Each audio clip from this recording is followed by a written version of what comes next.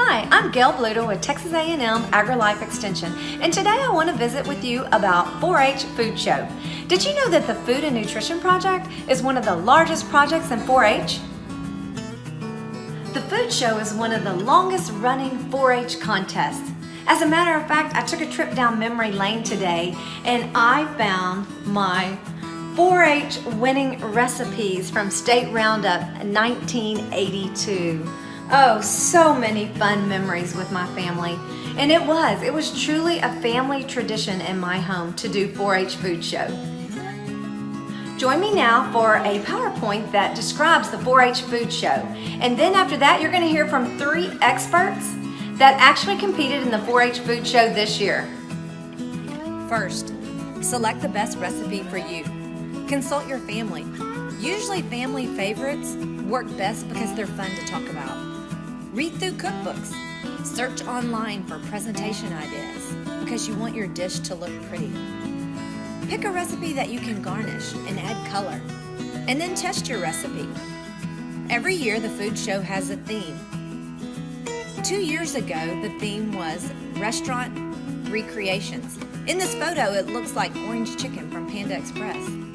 Last year the theme was Food Around the World, and this looks like yummy shrimp tacos from my favorite Mexican food restaurant. Now let's talk about food show categories.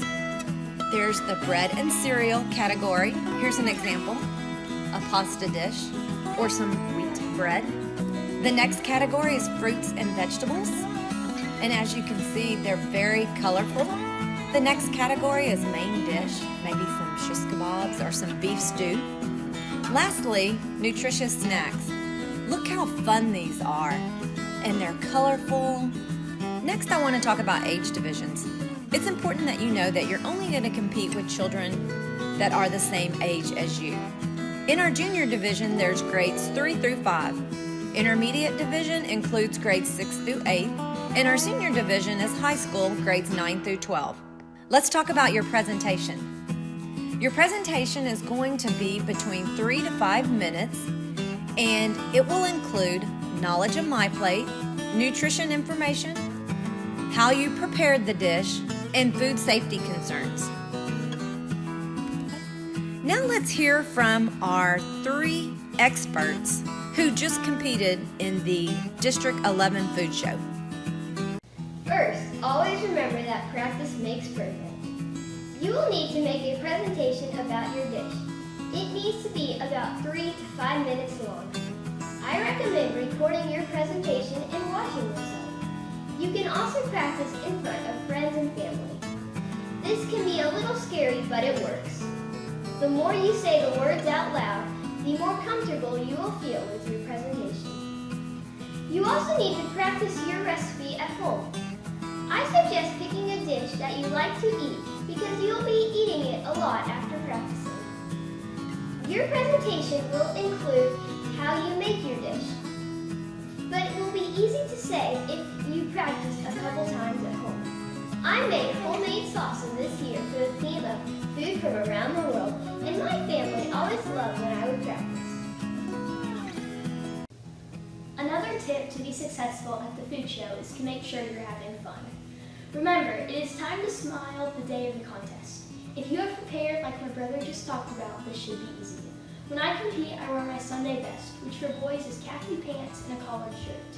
Girls usually wear a nice dress. When you walk into the judges' room, set your dish on the table in front of them.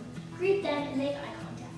Stand up straight, don't sway or wiggle or make too many hand gestures. Be confident and most important of all, smile. If you trust in your preparations, you'll do great. Finally, your dish should be pretty. Make sure to pay attention to the details with plating. Your food show dish also needs to be garnished, or as I like to call it, decorated. But make sure not to go overboard. A simple garnish is usually best. And remember that your garnish needs to be edible. Think herbs or fruit, for example. Here, I used a strawberry that I cut and fanned to put on my dish. It adds a nice pop of color to my plate. Thank you for taking the time to listen to us today. Make sure to call your extension agent to sign up.